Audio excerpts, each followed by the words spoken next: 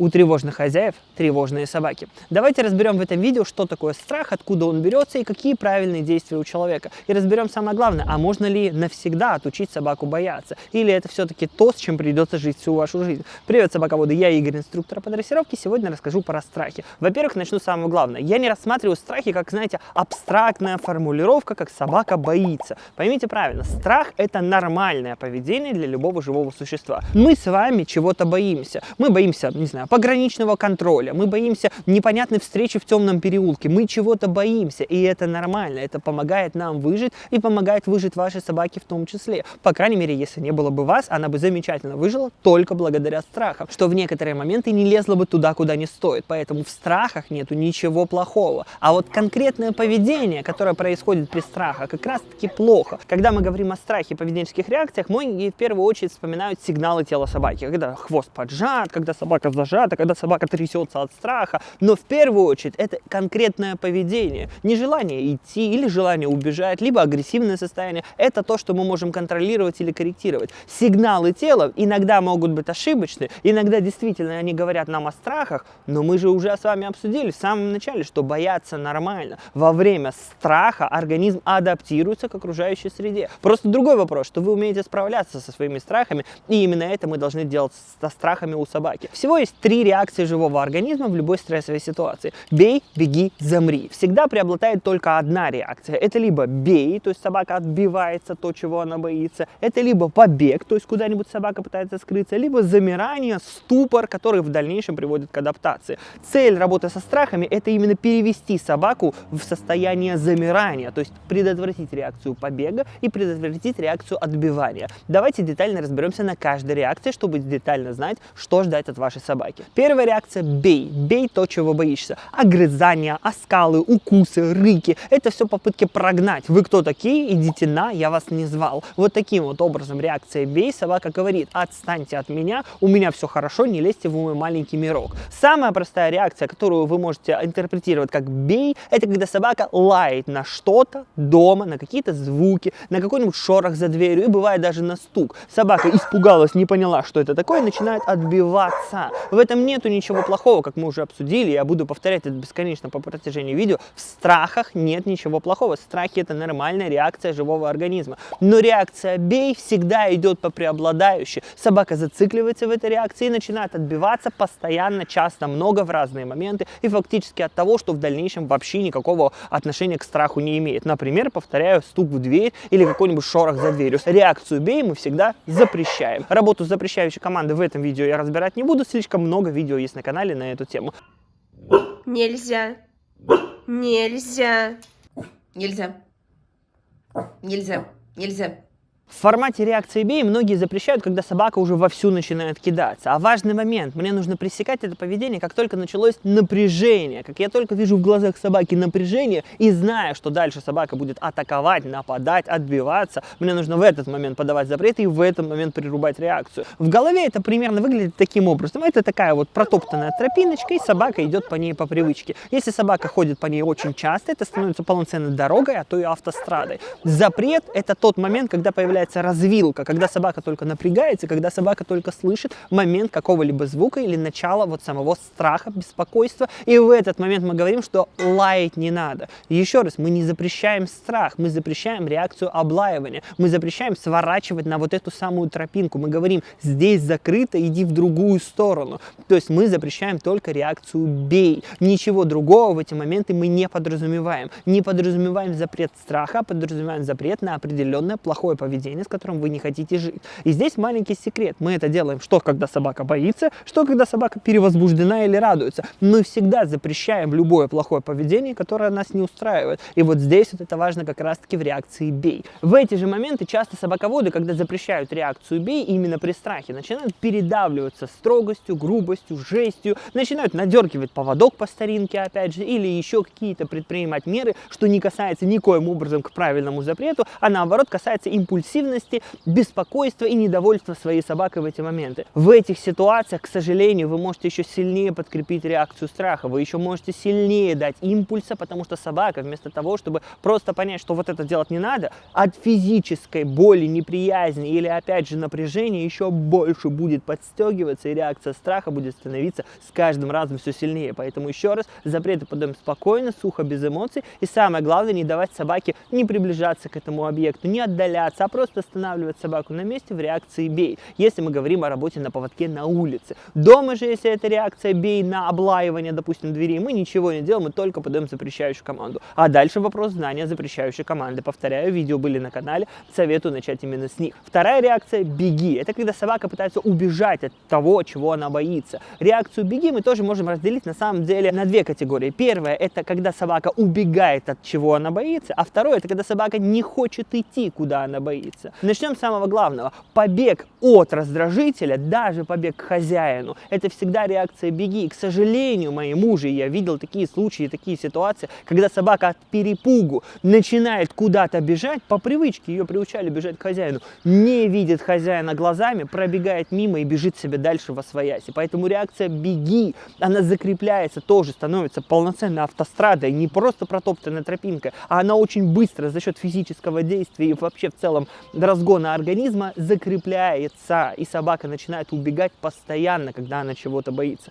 Поэтому на улице, в первую очередь, когда мы видим реакцию, условно, давайте назовем ее паническую, страха и попытки убежать, мы нужно сразу останавливать собаку. Здесь мы касаемся правильной работы на поводке и правильной команды «Стой». Тоже видео было на канале, советую посмотреть и советую применять. Остановка происходит точно так же без увеличения физического воздействия. Ни в коем случае не дергаем собаку, ни в коем случае не делаем что-то грубое и жесткое, потому что это только закрепит. То есть негативное подкрепление будет закреплять этот страх. Но есть второй способ побега, когда собака не хочет с вами идти туда, куда вам нужно, и начинает сопротивляться. И часто бывает такое, допустим, на выходе из квартиры, на спуске в лестницу, либо на выходе из подъезда. Но только хозяин переносит свою собачку на руках, собака как ни в чем не бывало ходит и гуляет. Здесь очень сложный момент, и очень сложно увидеть хозяину, когда заканчивается страх и начинается манипуляция. То есть в тот момент, когда собака по привычке сопротивляется, потому что она делала это раньше, а когда действительно собака панически боится. Поэтому еще раз, мы концентрируемся на конкретном поведении. Собака сопротивляется. Ваша собака также может сопротивляться, не желая уходить от других собак.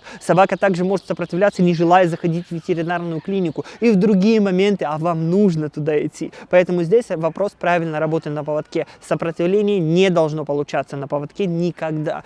Команда «Пойдем», поводок коротко, и вместе с собакой начинаем движение, подтягивая ее за собой. То есть мне нужно сдвинуть собаку и показать, видишь? Все нормально, мир не рухнул, ничего не лопнуло, на нас ничего не упало. Еще раз, мы не можем остановить страх, но мы можем объяснить собаке, что во время страха жизнь продолжается. Вот это наша основная задача в таких ситуациях. Первый раз, когда я заходил с Синергией еще щеночком маленьким в троллейбус, она была в шоке, она не понимала, что это за огромная фигня, распахивает двери со всей дури, еще стучит, и в это время нужно еще запрыгивать вперед. Но я ей говорю, пойдем. И собака, не имея возможности сопротивляться, не имея возможности задумываться ни на секунду, запрыгивает, зажмурив глаза со мной, и раз, 2, 3, 15, 20, и собака спокойно уже запрыгивает в троллейбус.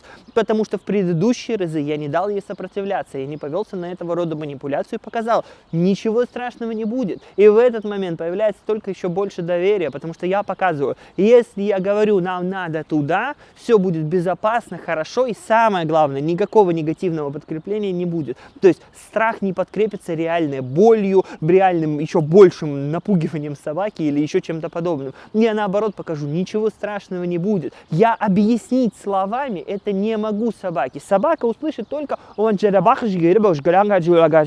ничего не понимает. Поэтому моя задача как раз таки показывать наглядно, что если мы пройдем, зайдем, пойдем дальше, ничего страшного не будет. И третья реакция, это собаки, вернитесь в камеру, вот сюда вот куда-нибудь.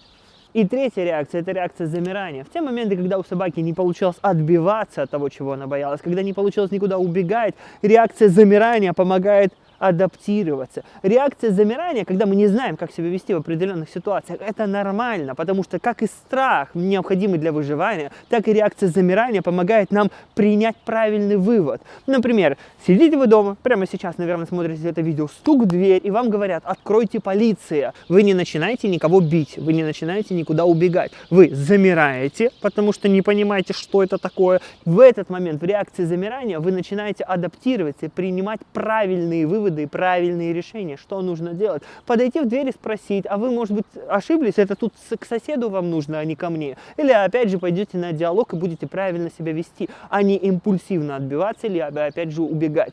У собаки это точно так же происходит. Реакция замирания помогает адаптироваться и помогает, наоборот, познакомиться с окружающим миром. То есть, естественная реакция замирания, того самого ступора, в данном случае с собаками, помогает нам показать, что нужно делать, или, наоборот, нам показать, что это никак тебя не касается и ничего в этом страшного нету. Только в реакции замирания происходит адаптация. Но еще раз, если ваша собака пыталась убежать, вы ее останавливаете в момент побега. Стоять длительно на месте нету никакого смысла. К сожалению, так устроено в голове, что в момент перевозбуждения подскакивает и гаснет оно плавно. Самый простой пример, который я всегда привожу, это если вы посмотрите фильм ужасов если вы посмотрите на ночь фильм ужасов, выйдете на улицу, и вы будете более напряжены вокруг. И это естественная реакция живого организма. Всегда перевозбуждение, напряжение гаснет плавно, но подскакивать с каждым разом оно будет все меньше и меньше. Поэтому в реакции адаптации, когда собаку мы знакомим с окружающей ситуацией, мне важно не стоять на месте, а проходить мимо, продолжать прогулку, продолжать гулять. Лишь в моменты попытки, когда собака в момент испугалась,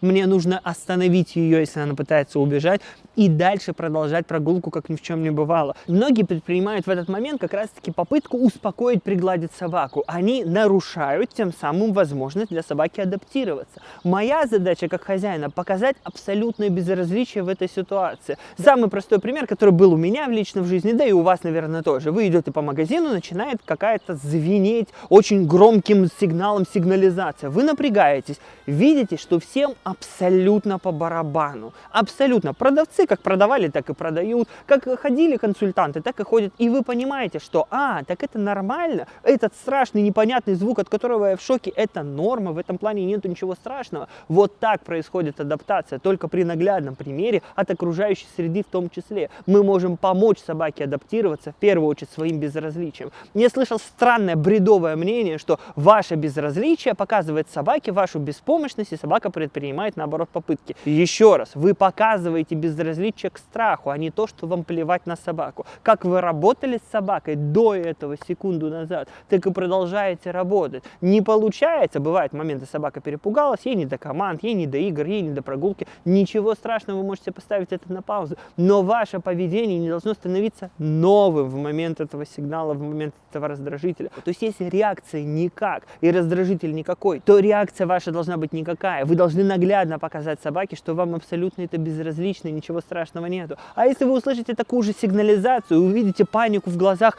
кассиров и в глазах продавцов, то вы сами начнете невольно или вольно паниковать. Поэтому ваша задача показать наглядно, да ничего страшного не происходит. Это единственное, чем вы можете помочь собаке адаптироваться. В остальном собака адаптируется замечательно без вас. Какая-нибудь дикая дворняжка на улице боится только того, чего действительно стоит бояться. Машины, проезжающие мимо, человека, который нагибается и непонятно, возьмет он камень или не возьмет. Моменты, которые могут привести к негативному подкреплению, только такие вызывают у собаки реакцию либо побега, либо битья в естественной среде. А домашнюю же собаку мы ее оберегаем постоянно, и мы показываем собаке, что и бояться нечего. Я ее защищу в эти моменты. И мое безразличие помогает собаке быть только уверенным во мне, в ситуации, в обстановке. А если каждый раз, когда собака слышит что-то страшное, и я начинаю суетиться, то собака вольно или невольно поглядывает на меня и говорит: воу, ну если человек так суетится, то дело явно дрянь. То есть еще раз, мы не показываем собаке, что страха не существует. Мы даем собаке собаке возможность адаптироваться, осознать и понять, что ей действительно ничего не причиняет вреда в этот момент. К сожалению, так устроено, что адаптация — это многократная встреча с одними и теми же самыми раздражителями. То есть за один просмотр фильма ужасов вы, может быть, немного в шоке.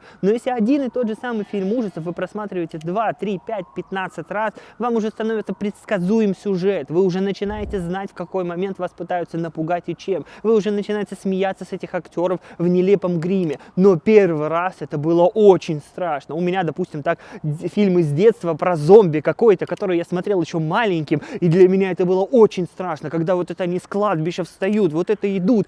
А сейчас, не так давно я начал пересматривать этот фильм, и я понял, что меня этим уже вообще не напугать. Также ваша собака адаптируется к разным раздражителям. Чем больше вы своей собаке даете знакомиться с окружающим миром, тем меньше ее что-то начинает пугать. И наоборот, если вы собаку максимально в гиперопеке оберегаете, сами тревожненькие, и сами не понимаете, что делать в эти моменты, вы никогда не адаптируете собаку. Вы сами будете мешать и нарушать все эти естественные процессы для адаптации. И поверьте, у меня очень пугливая собака, но при этом, при всем, я знакомлю ее с окружающим миром очень много. И с каждым днем, с каждым разом, с каждой новой ситуацией она боится все меньше и меньше и меньше. Часто на занятиях слышу, что «но моя собака трясется» или она начинает скулить. Скулеж — это результат перенапряжения. В нем нет ничего страшного и плохого. Скулеж — это естественная реакция в те моменты, когда собака сверхнапряжена. И от страха, и от перевозбуждений, и в любые другие моменты. Поэтому сам по себе скулеж для нас фактически не показателен. Тремор — это тоже реакция напряжения, чуть более сильного. Это естественная реакция. Поэтому в эти моменты, особенно если ваша собака трясется, вам не нужно себя накручивать, но и стоять длительно в этот момент на месте нету никакого смысла. Продолжение прогулки даст собаке возможность как раз-таки знакомиться, оглядываться. Если вы уже остановились на месте, вероятность того, что собака познакомилась со всем, что ее окружало, крайне высока. А продолжение небольшой прогулки, движения, знакомства с окружающим миром помогает собаке адаптироваться. Еще раз, адаптация, вообще в целом видео про социализацию у меня было, это самая важная часть знакомства собаки с окружающим миром в целом. Чем чаще и больше собака видит мир, ее он меньше начинает удивлять. И, как правило, когда я даже вижу тремор у собаки от страха, я знаю замечательно, что хозяева уже предпринимали ранее какие-то попытки, которые приводили к еще большему напряжению. Они либо отвлекали собаку, либо успокаивали, либо усюсюкивали, либо наоборот, в некоторые моменты, когда хозяева начали злиться на свою собаку. Хорошие люди, хорошие хозяева, но они начинали злиться и тревожиться, и беспокоиться, когда собака проявляла большое количество страха, и от этого негатива появляется как раз-таки еще больше негативного подкрепления. То есть эфемерные страхи, если собака чего-то испугалась, звука, грома, шума, становятся более реальными, потому что хозяева в эти моменты становятся не сами собой. Они начинают ломать эту реакцию. И тремор встречается всегда с такими именно собаками. Поэтому ваша задача — абсолютный пофигизм, абсолютное безразличие к этой ситуации. Если страх действительно не причиняет никакого вреда собаке, то сами расслабьтесь, пожалуйста. У тревожных хозяев всегда тревожные собаки. Все в ваших лапках. Пока.